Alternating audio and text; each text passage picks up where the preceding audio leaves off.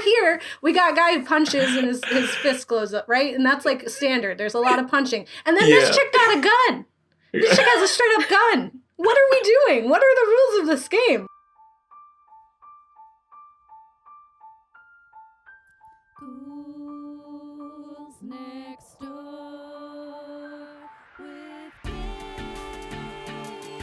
and Kat, talking about facts and feels and feelings and spooky stuff. Okay, get married 'cause they'll eat your kids, including me, do not Cthulhu, reaction like a fucking bad boy snakes and good guy Bigfoot. No one has to be alive. Hi, I'm Gabe. And I'm Kat. Ghouls next door. And we're the Ghouls Next Door. Talking about spooky stuff. As we do. We are the media analysis podcast that talks about psychological and historical fears that influence our cinematic ones. I realize that we never kind of give that little tidbit before our shows, so people are like, what is this? But if you're just joining us because you saw anime and you saw your favorite anime in this title, well then welcome to the Ghouls Next Door. We're going to analyze Demon Slayer. We're going to talk to a friend about it because that's what we love to do, especially for this series because anime is so awesome and people love it so much. So today we're going to be talking about Demon Slayer, which is, I would say, is a horror anime just in general because there's demons in it. I don't know what else you would call it if not horror. It's in the title that it's horror. Yeah, this has monsters. Beware all who wander here. But we are going to be joined today by a special guest. Similar to our first two episodes of this series, we are being revisited by folks that we had on in previous episodes to, do it again. We didn't get enough of them. So before we had Isaiah and we had Mike, and today we have our good friend, Jeff. Hello. Yeah. Hi, Jeff. Hello, Jeff. Hi. Thank you for having me back. Yes. We had you in our horror video games episode. Yeah, and I still have to finish that game. I never mentioned this, but I have it now. And good. I just never played it because I couldn't bring myself to start from the beginning and possibly make worse decisions than I made the first time. It definitely was that kind of game because it's all reactionary. We played Until Dawn, and it was definitely like you make those split-second decisions, and now the ramifications are there. The butterfly effect is heavily woven into the lore of that game. They actually had a Forever you a must new live game. with the death of your friends. Yes, yeah, it results in the death of someone. The company, I'm totally blanking on who it was, but they had a newer game where you play on your phone, like there's like the video game, but you're playing on your phone, you're interacting and you make decisions as a group and you kind of vote, and that influenced like what was happening, and we lost. We ended up dead, and it was all one person's fault because they didn't trust us. And so it's like, how could you? So good. But we have been dying to get you back on because you are a dear friend of ours and you're always geeking out about something with us, especially horror. Like, you're the reason why I'm the horror tribble, right? You gave me that name. Yep. I made sure to made sure it was a part of your brand. I don't know. That's what we were talking about the most when we were sitting back to back in the office. So yes, very back to back. Anytime there was horror, that was it. And the three of us would go to horror screenings. Like we've seen, what did we see recently? Ready or Not. We watched together. And he didn't sit with us. And I remember being like...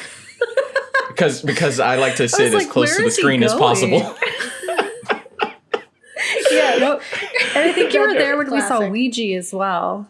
Yeah. We just, Everyone's like, no one likes to sit in the front row. Like, well, you can now tell everyone you know someone who does.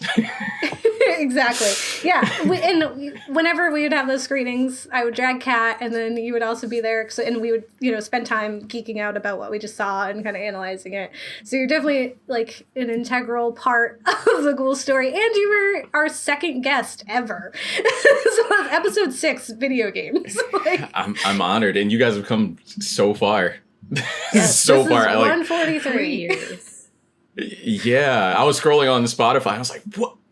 Like, I catch you guys when I can, but I'm like, wow, they're prolific. We're out here, we're doing it. And we previously had, a horror anime episode that was just overall about anime and like how horror is influenced by Japanese culture and things like that. But we wanted to dedicate a whole month, and it's like 5 episodes, it's a very long month, to different horror things that are happening in anime. So we're going to be diving into Demon Slayer. But I wanted to talk a bit about what you do as a media creator, because I'm sure people want to know what your deal is. Yeah, so I am a big, like, I don't know even how to put it, a new media advocate. There is a lot of technology out there that is able to interact with humans, with other pieces of technology, and there are both creative and practical use cases for that. And I find myself being quite the escapist when I'm in the creative zone, and when I'm in the practical zone, I'm just completely engulfed in the work, in what how do things work under the hood. And to try to give a little bit more to that, I do go by a nom de plume, if you will, Quiet Twin. And you can find that at quiettwin.com, where I try to disassociate it from me as possible, as much as possible, because I feel like there's a side to me that is day to day, the geek that is always learning about how to program in Python, how to pick up, this thing in JavaScript, how to projection map, this image to this structure, how to edit this sound, and design it to, fit this world. Like, I'm all over the place when it comes to media creation, and they all are interconnected in some way. And that is just how I survive. That is just how I radiate.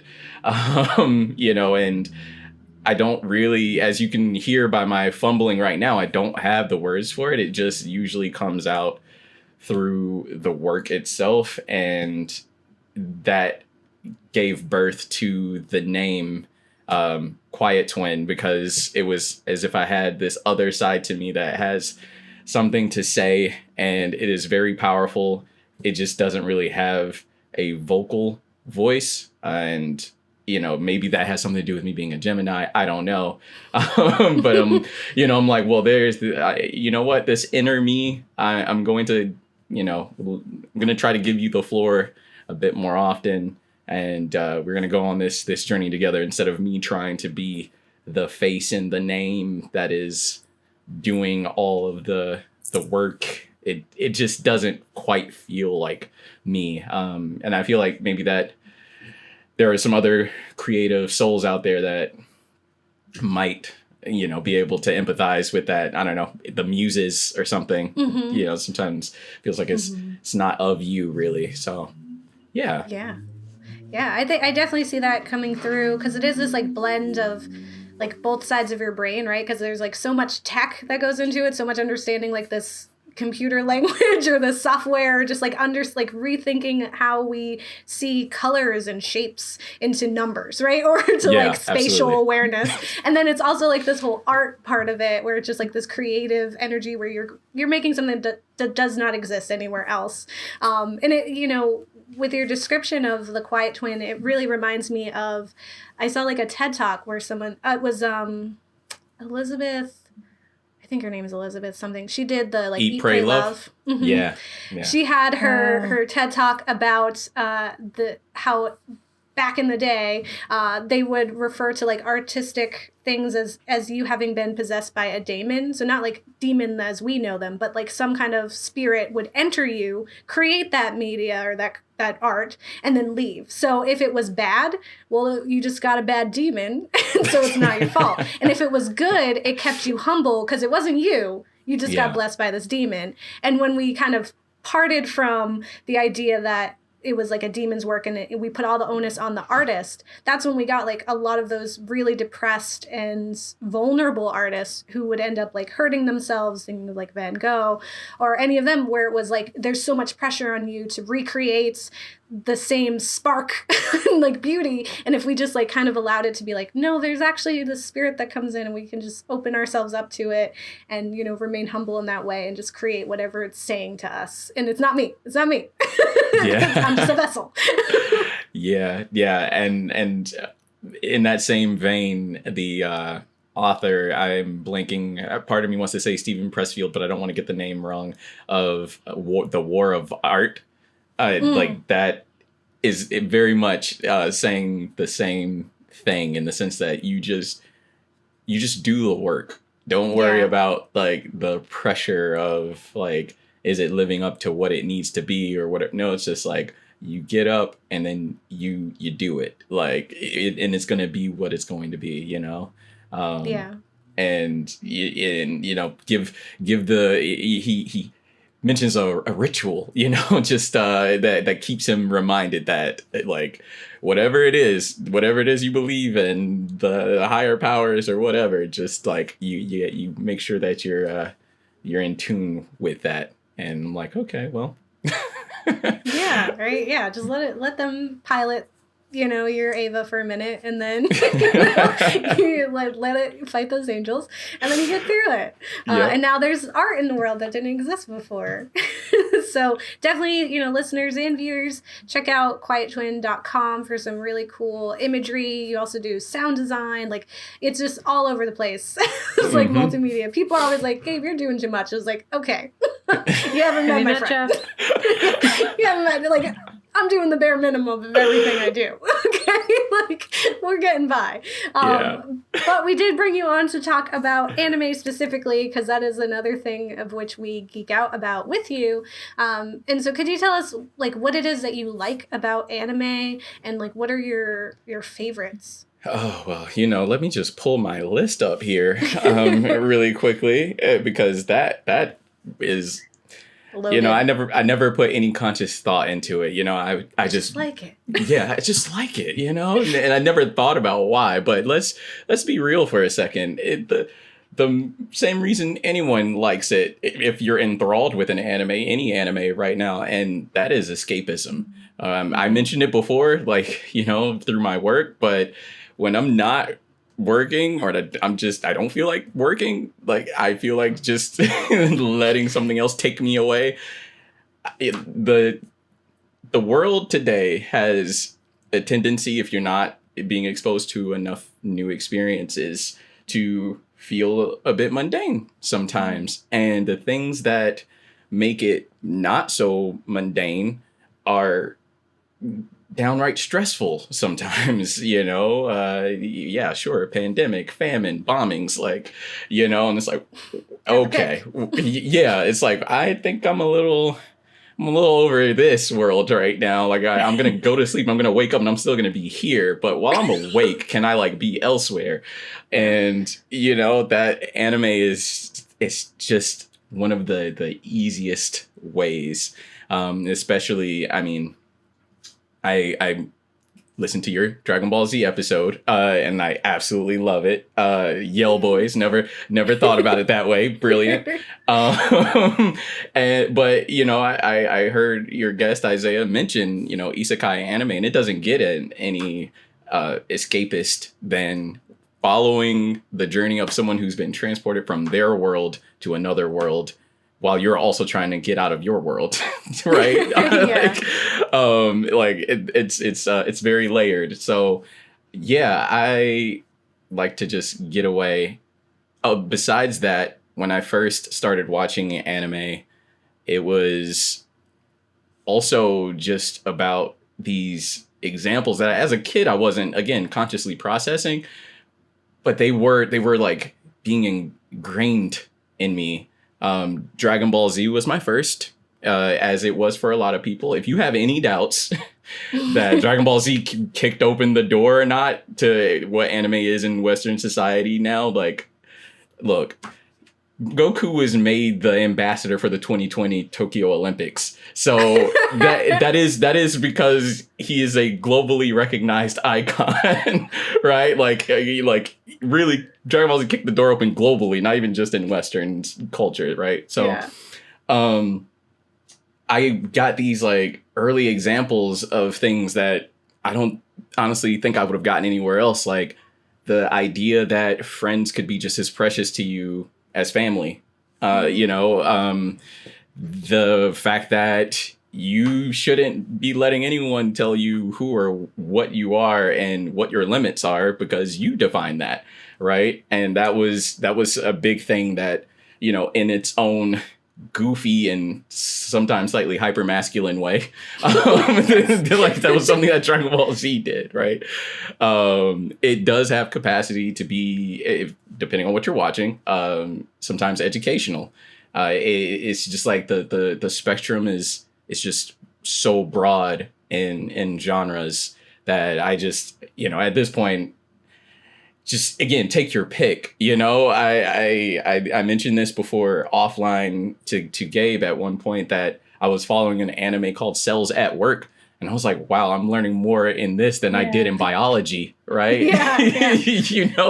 And just within that sort of realm, they went from like this sort of fluffy anime to Cells at Work Code Black, which is a horror anime, right? Because these cells are not in a body as healthy as the one that was just in the normal cells at work, so they're always having to deal with diseases and invasions, like, Osmosis Jones. Yeah, it's like it's like an Osmosis Jones, but honestly, like, so much better because it keeps you in the world of the body. You just have to use context clues. Like if the sky just opens up and all of your red blood cell friends start leaving, that's because like there obviously someone just got cut and that they're gone. They're gone forever. That's just how that works. This is how bleeding works.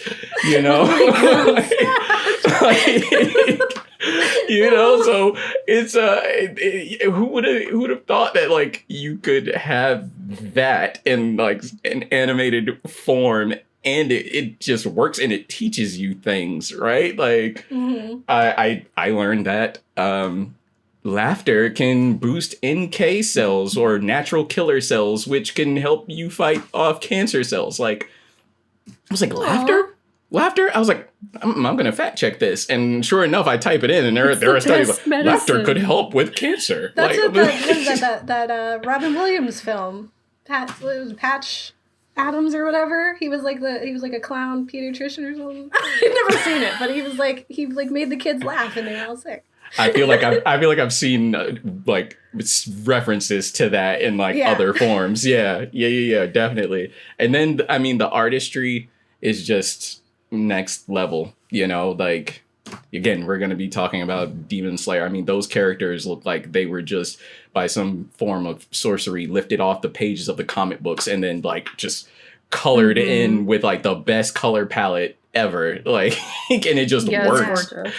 Yeah, and as you guys see, it works in so many different contexts. Like it might look beautifully vibrant and like you're like, I want to be in that world, and then the next it's like super dark. Yeah. I do not want to be in this world. Oh, I don't want to be there. No. Take me out. Yeah. So I'd have to say that's it.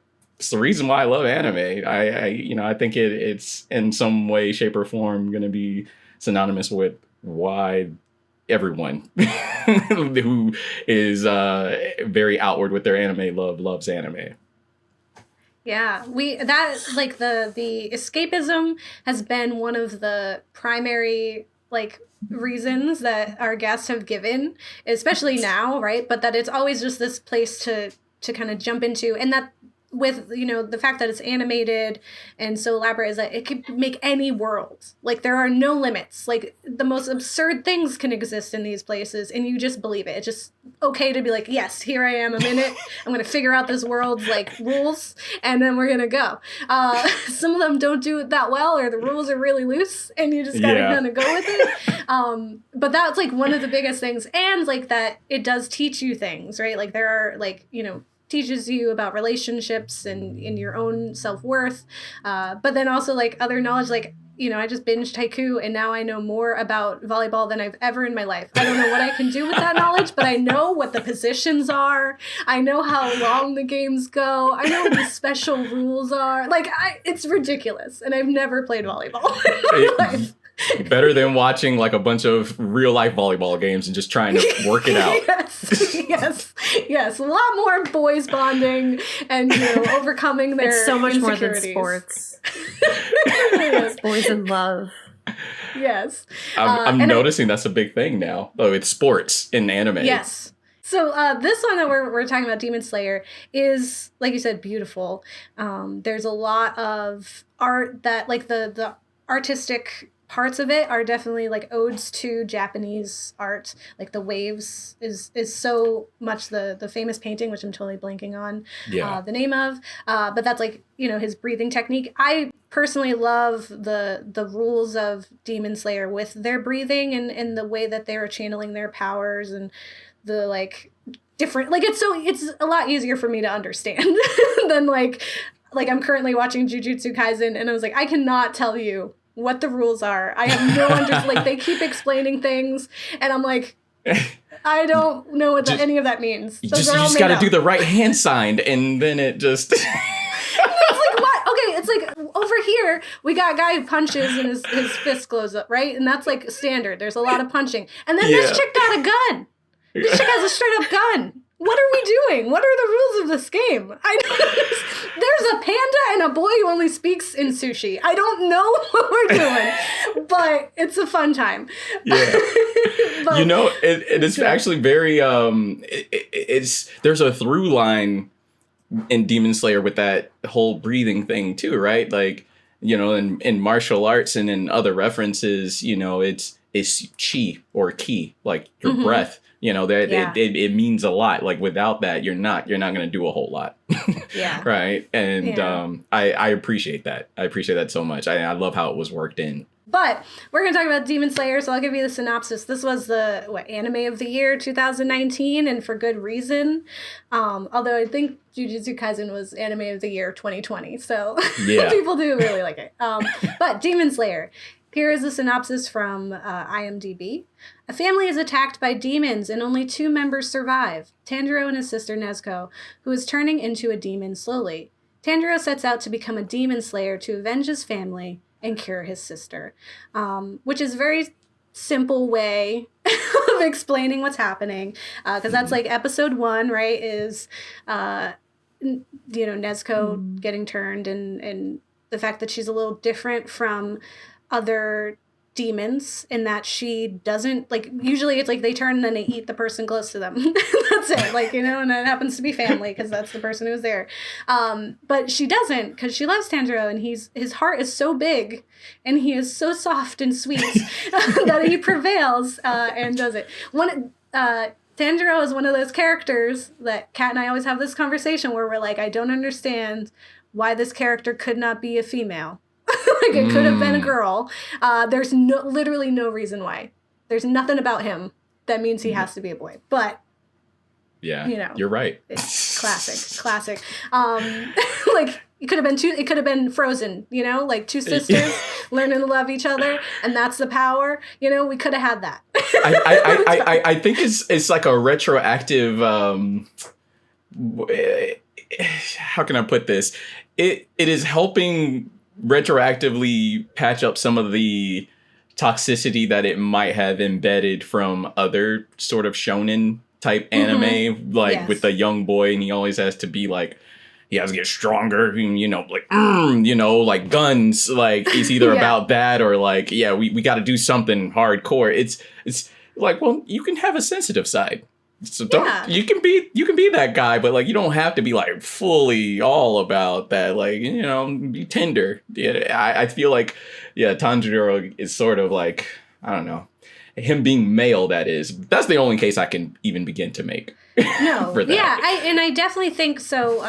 And I'll reference this as well, but Yodoye Travis from previously Get in the Robot and now Beyond the Bot, in one of his previous episodes, because he loves Demon Slayer, did a video about how there's like a new protagonists in shonen that are caring and compassionate, and so it's like kind of changing the way that like we're being, you know, we're seeing our heroes. So he references Tanjiro and Deku of being like these really sweet boys who it's not to, you know, hate on Goku, right? But like he was just there to punch, right? He just wanted to punch, and that was fun, and that's it. And he didn't need to care because it was just a fun time. Whereas like with Tanjiro and Deku, there is a lot of caring that's happening, and I think that is one of the reasons I really, really enjoy this story. And when I like pitched this topic, I was like, the reason I really enjoy it is that in horror anime specifically, I have seen a trend where we're kind of understanding monsters. We're given a glimpse into the other side by a protagonist who is straddling both worlds. So we like get someone in the first episode, something happens, and now they're a half, like they're a mixed person, and I'm like, hey, I understand that. I can identify. But they're, you know, they're mixed, and they're introduced to the very like human version of the monsters, right? Like they're seeing them like Tokyo Ghoul, like Kaneki immediately is, you know, half ghoul to save his life. And then he learns like, oh, they just want to drink coffee, and that they're also fighting their own internal wars, and that they're all complex and have their own motivations. And like, not all of them are evil. Some of them are weird, like the gourmets. Right? But at the end of the day, it's like, they're just, there's no just one ghoul, right? Like they're all unique and different. And by like showing us that world through the eyes of Kaneki, who's like in between, we kind of get to see that humanity in them. And then like the other one that I was thinking of is Parasite the Maxim, which we've covered, I think, in our horror anime episode, where it's like Shinichi and, you know, Migi, Left Eye Lopez there, Lefty, are combined because, you know, antics and what have you. But, you know, Migi is doing that like classic, you know, alien comes down to Earth and has to find the one human that's good, so then we can convince other people not to destroy us, kind of thing. But there's the other side of that is that Migi is convincing Shinichi that like, my race is just trying to survive. Like, you are the food. Like, you're eating chicken.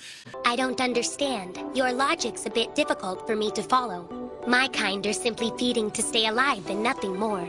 It's natural for life forms to feed on other life forms. You just find it unpleasant that it's your own kind that is being eaten. Well, yeah, of course. Human life is a precious thing, isn't it? I don't know. I can tell you that I value my own life. Like, you're eating chicken, you don't care. So why should we care that we're eating people? You're the food source. How dare you? And I really, like, enjoyed that. Like, I love that it was, well, one, as a vegetarian. Like, always, I'm just telling you, the evolutionary chain is bound to change. But it was really nice to kind of see that, and to see Shinichi being like, oh, they're not all monsters. And even, like, in the resolution of that show, like, they kind of decide they're not monsters too, right? But with Demon Slayer, it's really different and unique from that, because Tanjiro isn't half demon, right? He is not straddling both worlds. In fact, it's just his sister who is slowly becoming a demon, or is a demon, tiny little demon, who sleeps instead of eats people, which is sweet. But I think even having like Nezuko as like this soft point for him doesn't even matter. Like, I think even if Nezuko wasn't there, because Tanjiro is just so sweet and is such like a genuine soft boy, lovable guy, that he would have always like done that, right? Like, demons killed his entire family, right? Like, episode 1, like, you know, they're too happy to survive an anime show. Like as soon as they're all loving each other and it's cute, I was like, all these kids dead. There's no way. I can't trust this. This is scary. My heart hurts already. I just met them. But he they totally murder his entire family, and he still finds a way to like give compassion to the demons that are literally out there killing. I would say every demon except for the pedophile one are in some degree like okay, like there's because you get to see that flashback of when they were human and that this was done upon them and that they're just reacting to the worlds that they were given. And so I think it's really interesting to have him be such a compassionate protagonist, and it's a whole new way to look at that, because with Kaneki and Shinichi, they had to become the enemy to understand that people are doing what they need to survive. But Tanjiro just always knew that. Like, he's just like, you are all trying to figure it out. Yeah. Yeah. And they really set him up as like, they really set him up though, like as a really caring and empathetic person. Like even like the first episode when he's going into town, he is like offering assistance without even having to be asked. Like he kind of just takes it upon himself to like help people. And I feel like that that hasn't been seen as much, where it's like they end up doing it because they have to. Like it's a means of their survival now. We're like with like Tokyo Ghoul and Parasite. But yeah, I totally agree. Like he was totally set up as just a nice boy. He just goes into town. He helps the kid who got accused of breaking the plate. He helps the guy with his roof. Like there's all these instances where he's just genuinely empathic and like wanting to be like a good dude. And it's really cool. It's a and with these fun thing. Yeah, with these sort of themes and character traits that we're starting to see now in these type of anime, it kind of goes back to what I was saying about the things that get embedded in your mind as you're processing it. You're enjoying the adventure, but at the same time, what you're also learning is that otherism is not okay. Right? Like you just because the thing is different than you know, doesn't necessarily make it a foe, you know, and I just absolutely love that. Like, yeah, you're right. Have to survive, you know, like the parasite, the maximum, like your food, ghouls, your food, you know, like we are trying to drink coffee instead. But like, you know, there is a chain of nature taking place here, and we're just trying to exist.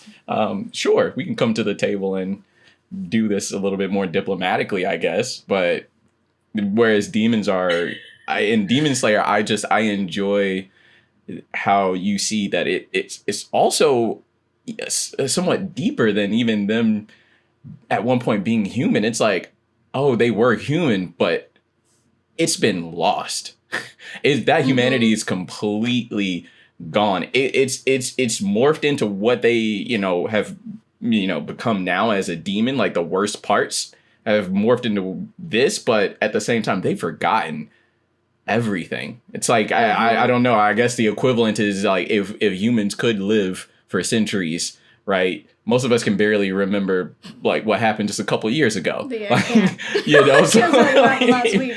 So yeah, it's like they completely gone, right? Like they have absolutely no idea who they used to be, and it's almost like they get, even when they're dying, they only get just a little glimpse. I think I used to be like this, or I think I used to have someone like this in my life that I cared about, and I can't even remember their face, you know?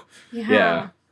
It's so sad, because you're seeing that like this has been done to them, right? Like no one's becoming a demon, and like as the show like the manga goes on, even there are like stories in which they're like you really get to see the background, and they get like even more tragic and like totally break your heart. And I think it's like interesting that, you know, Tanjiro's doing this kind of like Dr. Kevorkian role of like he's not just killing for killing's sake. Like we're not getting the speech from like Eren in Attack on Titan where he's like, you murdered my mom, so now I'm going to murder your entire race without any understanding of what it is. Like First of all, you think that no one else has cared enough? Like, no one else has lost somebody, bud? Hold on. But the fact that he's like, I've lost my entire family, they're evil, but he's still, like, coming to bat for them. And it's such a unique way to have your protagonist who lives in such a dark, depressing world. Like, his sister is literally a demon and has to, like, struggle. And he's never like, I have to annihilate all these people. He, like, even, you know, like shows mercy on some of the really terrifying and honestly like evil like of these demons that have like do some really terrifying things. Like we can enter spoiler town. So definitely make sure that you watch the first season of Demon Slayer, the film. The train is coming out soon, which I am really eager but also really sad. Like, I'm sad just thinking about it. It's such a sad story, but it's good. And definitely read the manga. It's completed, so you can read the whole thing and feel like it got to an end and it's not something that's going on forever. Looking at you, One Piece. Or Hunter x Hunter. Like, what are you doing? 900 plus episodes later. Yeah, like, what are you doing? Why? Who wants this? Give us an end, all right? Like, let us be done. Release us from this.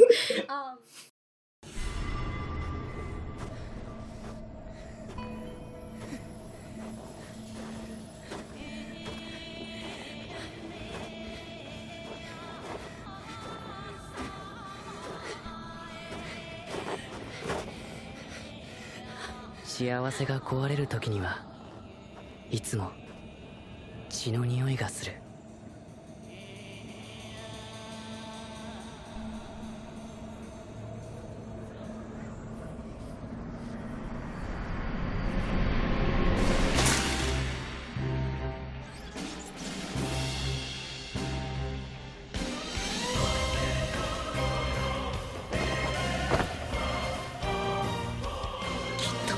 人間に戻してやるから。お兄ちゃん、いってらっしゃい。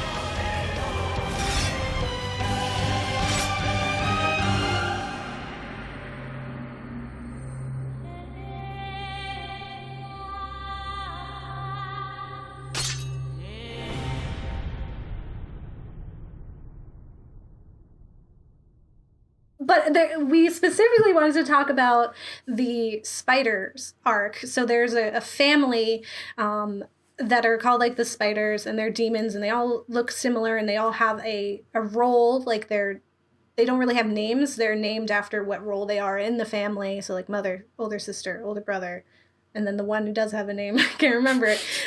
Rui. Dad.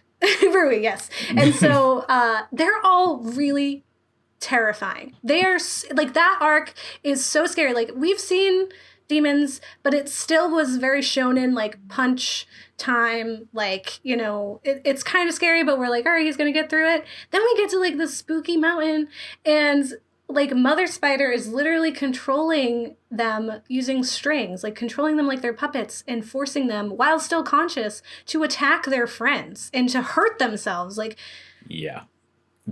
that that arc is absolutely just like, I feel despair when watching it, because the themes are so graphic, you know, both on an emotional level as well as like you sort of sympathizing with the physical, if you can even imagine what it's like to have strings attached to your body and be forced to do things that you don't want to do, to kill your friends, right? You know, like, yeah, there are even themes of domestic violence, you know, going on with that, like with the person when you're being forced to empathize with the character who's doing all these heinous things, this puppeteering, right? Like, you're like, oh wow. And even she is afraid for her life. What is going on right now? Like, how dare you? Yeah, like I just watched you move people around until their bones were broken, and they're like one of them explains like very graphically that all their bones are shattered and that they're starting to pierce their insides, piercing their organs, and that every time they move, they're hurt. And, you know, and then Tanjiro and Inosuke figure out a way to try to help them out, you know, keep them from moving, toss them over the tree, which I thought was also kind of terrible. It's like they just said they hurt every time they're moved. It's still super painful. Yeah. A little less. Right. But like, you know, you toss them up there, you stop them from moving. And then she gets upset and she snaps all their necks. Like, like, oh my God. Like, this is like nothing but dread. Like, that's all I felt at that point. I was like, wow, what are we dealing with right now? Like, she's obviously doing this out of desperation. So what else do we have to look forward to? Because that was terrible. You know, Rui is just like, can you really handle this, mother? And I'm like, oh, what? Little kid is like, little like albino boy in the darkness, like, like, can you handle this, mother? And she's like sweating nearly to tears. Please like, don't tell father. Yeah. Yeah. I'm just like, don't wow. get dad. Just don't get yeah, him. just don't go get your dad. And I'm like, whoa. I don't know what's dynamically happening right now. This is like beyond dysfunctional. Like, your son is making you afraid.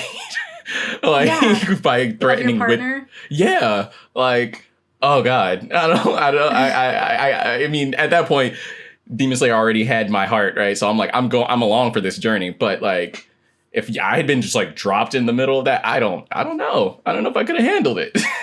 Yeah, Demon Slayer is definitely like the hurt people show. Yeah, right? It's just like these people experience trauma, and now this is like the only way they know how to be, and like they're doing these like awful things. Like this older sister has a spider web ball, and you like disintegrate so they can eat you later, or older brother with the friggin' people turning into spiders looking like Toy Story.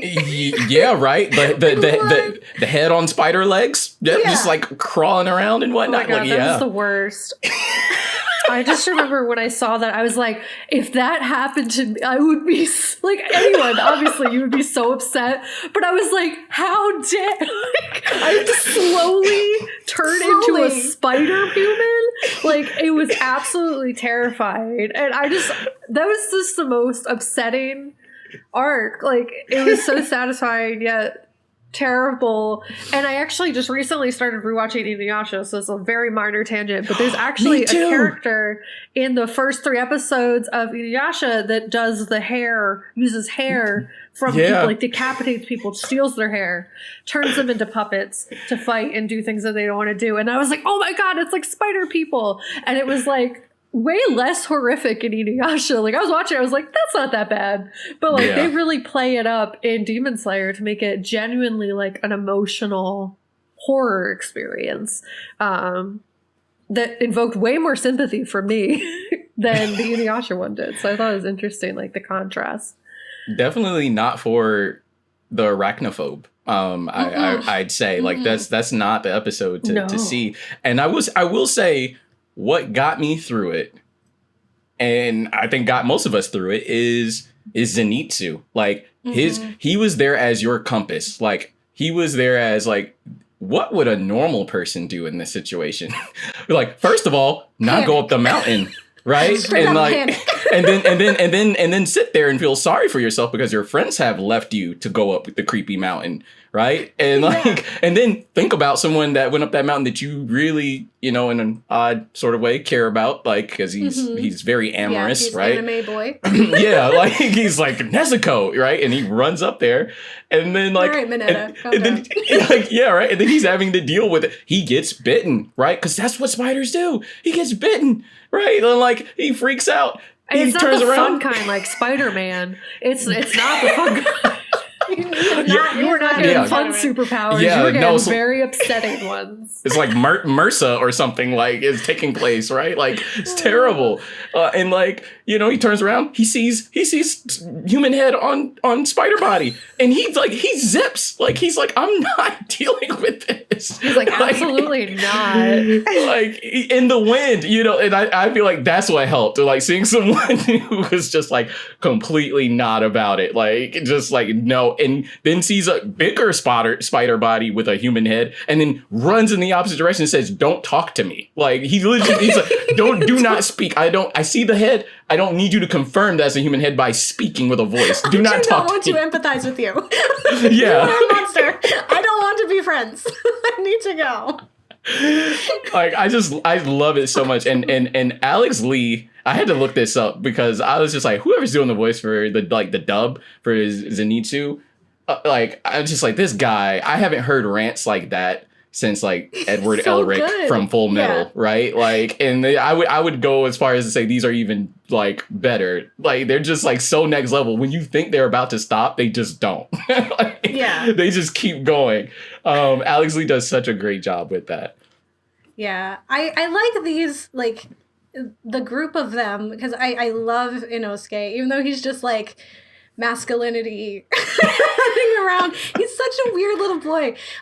His, like, getup reminds me of Princess Mononoke, and so I'm always like, that's, like, where I go. And the fact that he's so pretty, I'm just like, really? Like, why is the, like, most masculine, like, toxic man here the prettiest boy? Like, what is happening? Tanjiro's also pretty, but I really love that. I love his, like, animal, like, that he's doing his own thing and doesn't really care what others do, but finds, like, appreciation for other, like, strong boys. Yeah. Except for Zenitsu, he's just like, nah, get out of here. But I enjoy, like I said, Tanjiro, and like like I love the head of the breathers. I always forget what they're called. Their their titles.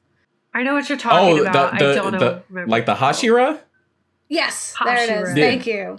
Yeah. Yes, I love that because I love the rules for this. Like, I love the breathing styles. I love that they come from, like, they're all adapted from, like, an initial, just, like, one of the elements, and they've made it their own, like, the fact that you have mist and love, right? Or, like, that, butterfly. I, love that she wears pants, for one, and that she's, like, not strong enough to behead them, but she has her own way to do it. Like, I really found, like, some of the female characters in there really empowering too, which is like, we don't always get that. They're like the doctor, like with her flowers, and like she's like super sciencey. Even just Nezuko and how friggin' cool she is. Like she is like stronger than Tanjiro sometimes, and I'm like, that's so dope. And I just really love those rules, because sometimes like anime rules get weird, and I don't understand how we got here, but I really do understand the world of Demon Slayer in a way that I didn't think I would. And I just love, like, seeing each one of those, because, in the film, we'll get to have time with the fire breather. I think. The Hashira situation was very upsetting to me. So I was like, I'll catch you guys in, like, season 2. I was very upset with how they came off toward Tanjiro. Like, I was very upset. Like, I was like vocalizing how upset I was. Like, Ali would have punched Nezuko, like, sir. Yeah, I was a tiny child girl in my bag. What are you doing? Yeah, and then like also with the sword in the box, like didn't he stab like in? Yeah, I was just like, this is what. And like they're holding Tanjiro down, and like, and I was, bro, this is like worse than bullying somehow. Like this is like something next level. I wasn't a fan. I was like, we'll start. Like it's definitely later. A real representation of like humanity, though, because there are so many. I mean, that we wouldn't have oppressive and disgusting systems if people like how the Hashira reacted to Nezuko and like existed. Like they would not exist if people like that didn't exist. So it is super gross, but I guess I do think it's like a telling human reflection of how awful people can be. And the one person that you mentioned, the one that she's not strong enough to cut heads off, but she has her complete own style. You know, she tends to speak with a certain level of I can't even tell if it's sarcasm or if she's being real, but you know, there's a moment where she says, if only, you know, demon slayers and demons could just get along and be friends. And, you know, she says it with that like sort of smirk, like, are you being serious right now?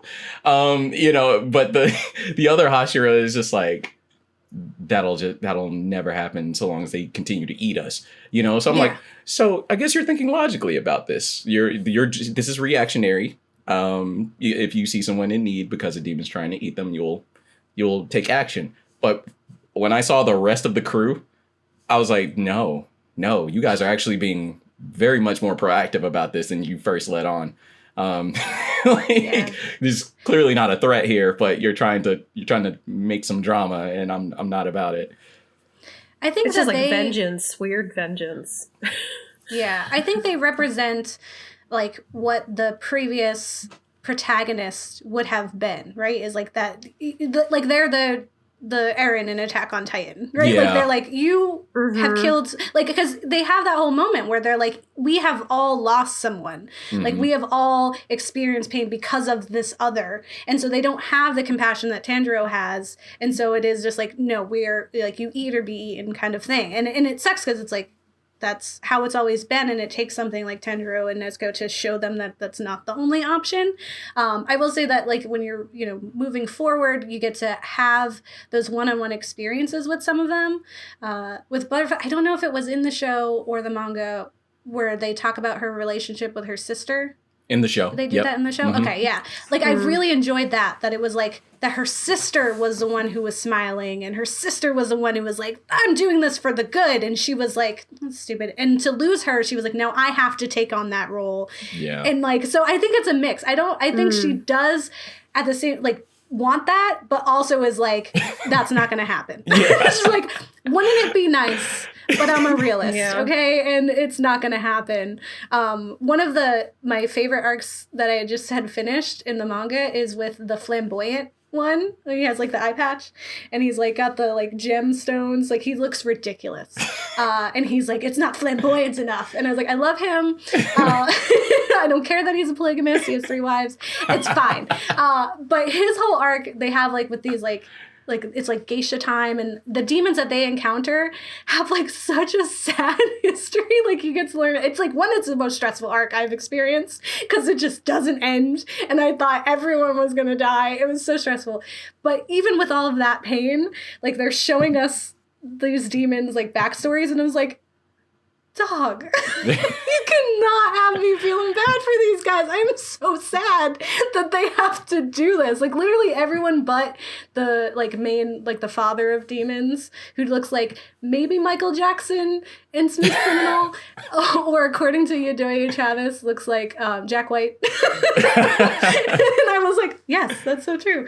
But yeah, besides him, and again that pedophile demon who stole the young girls, like all of them have some redeeming quality. And I think like when we get to see, except for the one that stabbed Nezuko, I think all the other Hashira are like, you're gonna see their side too. Yeah. Because like they're not just killing for killing's sake. Like they all have reasons, and like the train one, you're gonna see his reasons too.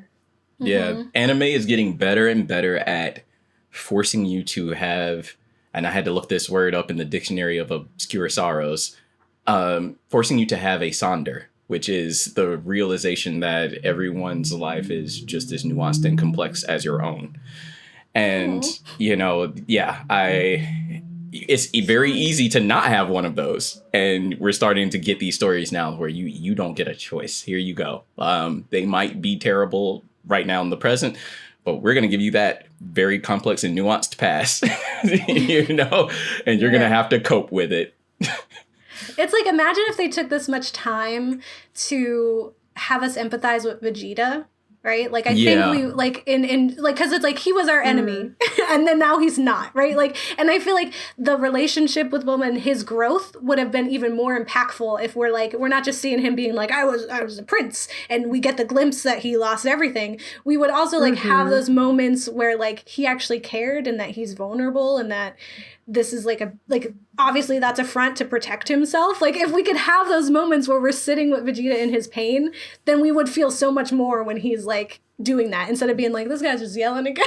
Yeah. Just doing his I have, as a Dragon Ball fan, I have to say they're kind of retconning in it in a way with that. Like we're still not getting these like very intimate moments, but they're definitely starting to give more glimpses in Dragon Ball Super, like things that you wouldn't have known before. Maybe it is this like I found the title for the video from Yudoi, and it's called Anime Sadboys. Not all shonen heroes are jerks.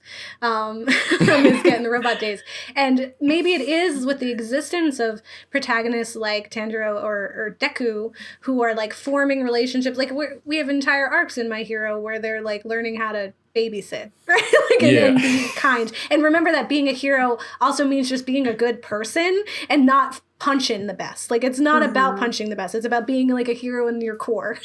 And I think like with that change, maybe that's why we're kind of seeing an influence in our, long-standing anime to come around and be like, let's feel some things. Let's give a little more oomph and less reasoning. punchy punch. Yeah, let's more like okay, I understand why you punch.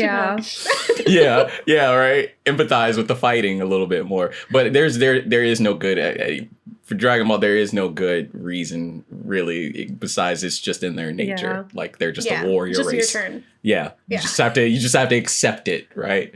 But it's like the contrast between like the beginning of Dragon Ball Z, where it's like, oh, we let half the population die a bunch of times, like where like you have like someone like Deku or Tanjiro who's like, no, we have to save those people too. Like it's less about just being the strongest, it's more about like, oh god, the awful, like we have to protect everyone from the awful, instead of like I am stronger than my dad, but I can't let him see that to destroy this man who's destroying all these islands. Like it's very, I guess like the point is different. It's altruism. Even it's like a respect Deku. For altruism. Yeah, like Deku with his like entrance exam, like he sacrificed his points simply just to save someone. He was like, I understand that this means I'm out and that I worked all that for nothing, but I have to save this person. Like, are you kidding me? That's how it has to work. And so like to see like it's just saving them for saving them's sake. Like even Tanjiro, like having these moments with the fellow trainees of like his sensei to then be confronted with the murderer of all of his trainee. Like every person who was underneath him has died by the hands of this demon, and he can still hold that demon's hand and be like, I'm sorry that the world did this to you. Like that is like never like that doesn't happen when it comes to the punch shows. Like we don't do that. Yeah, that's very true. And if it happens, it's like feigned. I feel like there are moments it's trickery and some of the older anime you think you're about to get an emotional part, and then it just turns out like just kidding, I only got emotional because I was like dying and now I'm alive again. Yeah, I got emotional so I'll get good. Like, I cry so, like, the cry turns into muscle, and then I can punch better. It's not because I actually care about what you're doing. Learn nothing. It's fine. Do we have any last thoughts about Demon Slayer besides, like, everyone should go watch it? Like, this is, like, top 5 anime, like, ever. Like, to the fact, like, I don't really read, like, manga, like, usually because I'm just like, why read when can watch and is in color? And it speaks to me, and it's like the words are so small, and I gotta scroll the right to left. I'm like, I can't, my brain. But I did for this. Like, I am actively reading this. I think it's really refreshing to finally have some like anime that like you can like really care about like everybody in it. Like it's just like more. What is the word? Like there's layers. Like it's just showing like the depth of emotion that humanity is capable of, and that we don't have to like be cruel and sacrifice people for the sake of survival. Like there is a world where like good exists. Because I think like it's a sort of a reflection of like how society has been developing from like just accepting atrocities for the sake of survival, where like now it's like, no, that doesn't have to happen. We can take care of people. We don't have to act like consumer capitalists. We can like help other human beings. And it's like cool to see that reflected in the media that's coming out, and like this kind of like emotional shift of compassion and empathy instead of just like murder because needs to happen. It doesn't need to happen. And it's cool to like see characters that you're rooting for that are arguing that, and kind of helps amplify how gross it was before, where it's like, no, you don't have to be the worst. You don't have to sacrifice all these humans for this. The generations too, like that's a very like Gen Z thing. Like they're so over it. They're so over everyone messing up their world. Like, you've had your time, you messed it up, it's our turn. Millennials are like, we're just trying to live. And like Zennials or Gen Z, whatever you want to call them, are like, no, we gotta care about each other, and that's what you guys were missing out on this entire time. We gotta do better. Yeah.